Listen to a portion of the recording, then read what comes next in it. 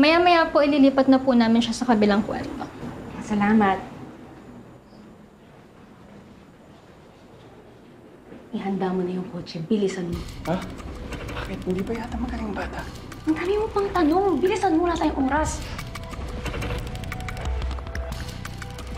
O ayan na, pinagamot ko na si Tori. Baka naman kasi sabihin mo wala akong puso. Basta, di na mauulit to ha. Pag uwi natin, susunod kayo sa lahat ng sasabihin ko. Maliwanag? Aalis na ho tayo? Wala pa akong sinabi yung doktor ah. Ano mo na? Kakasabi ko lang, di ba? Susunod kayo sa lahat ng sasabihin ko. Hindi mo na akong questionin, Billy. Sige ka.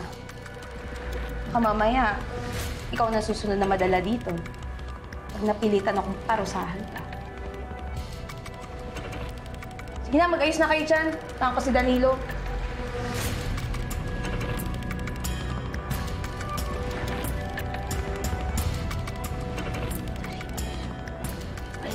Wala yun.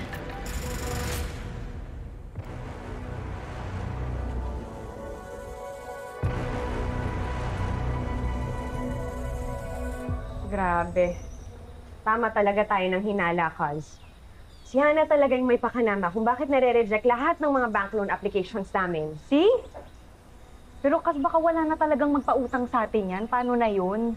Paano tayo magpapatayo ng dream school? Wala naman tayong kapital, di ba? Hindi, Cuz. Hindi. Kailangan lang natin magtiwala na makakahanap din tayo ng tutulong sa atin. At saka ang importante naman yun, alam na natin. Kumikilos yung Hana na yun na pailalim. So dapat mas maingat na tayo sa mga plano natin, anong mga next steps natin, para hindi niya na rin tayo mahadlangan. Anak, hindi naman kita masisisi na magalit kay Hana. Kaya lang, sana hindi ka na sumugod dun sa hotel para hindi na kayo napang-abot. Ma, pasensya na po kayo. Pero, wala, hindi ko na po kasi talaga napigilan yung sarili ko eh. Nagdilim na yung paningin ko. Ay, naatake na ako ni Hana. Kala niya siguro nasa kalasag pa kami. Hindi mo nga, Ma, oh. Kaya, wala nang labanan ko na rin siya. Nag-worry lang ako, anak. Alam natin pare-pareho na mayaman si Hana, maraming koneksyon. Baka ikaw ang balikan yan. Kasi nasaktan mo siya. Hindi, Ma. Wag na po kayong mag-alala. Kasi ako naman yung nasa tama, tsaka si Hana yung gumagawa ng mali. Tama, tita. Diba? Yeah. Kaya wala na po akong kakatakot sa kanya. Sana. Bakit, Christy? Anong ginawa sa'yo ni Hana?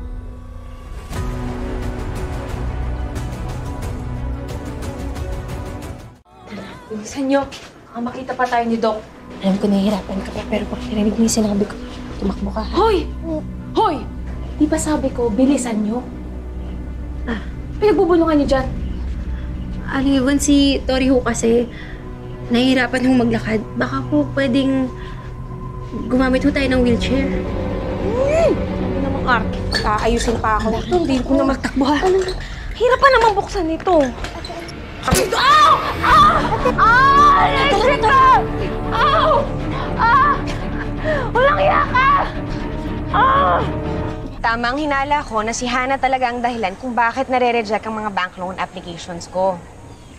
Kinumpirma mismo sa akin ng bank manager na si Hana ang kausap niya, kaya ina-approve yung mga applications ko. Ano ibig sabihin nun? Nagsinungaling siya? Eh, kinausap ko siya eh. Tinanggi niya na may kinalaman siya lahat doon. Mauna na ako. Teka, Leon, saan ka pupunta?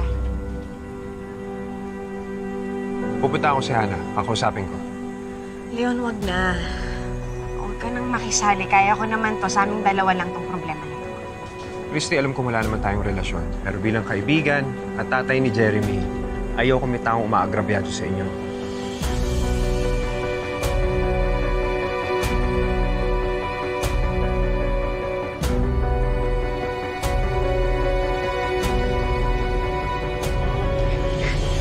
Sorry.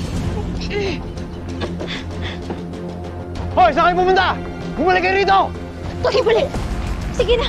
Bilisan mo, Tori. Bilisan mo, Tori. Oh! Anong nangyari? Sinaksak ako ng Bailey na yun! Bilisan mo, hanapin mo sila! Malilintikat tayo kay Ma'am Audrey!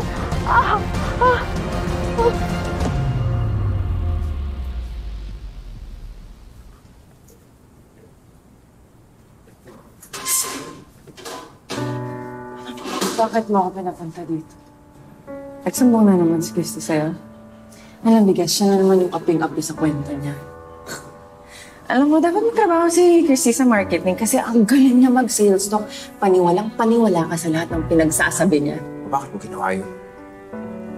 Alam mo namang importante kay Christy yung eskwelahan na yun. Bakit ba sinasabotahe mo sila?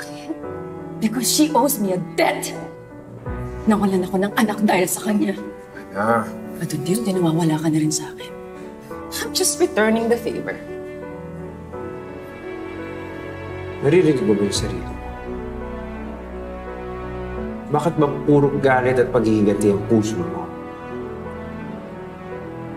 Nasaan yung Hana na dati kong minahal? Alam mo kung buhay si Bailey ngayon. Sa tingin mo ba may pagmamalaki ka niya?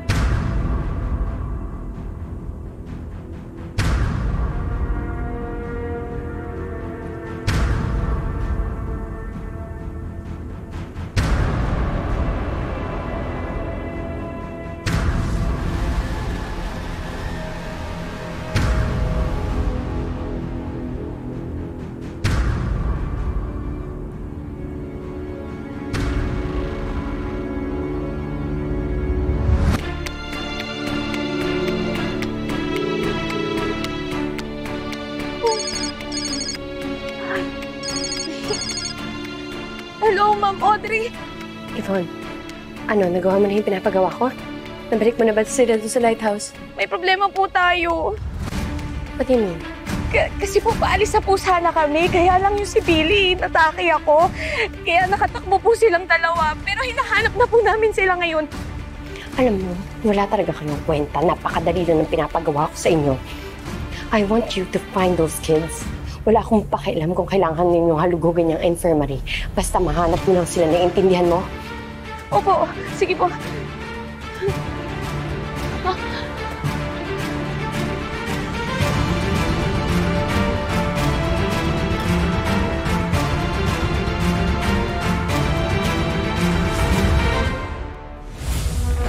Miss Sarcedo, inaaresto po namin kayo sa reklamong slight physical injury na isinampan ng Miss Hana Rodriguez laban sa'yo.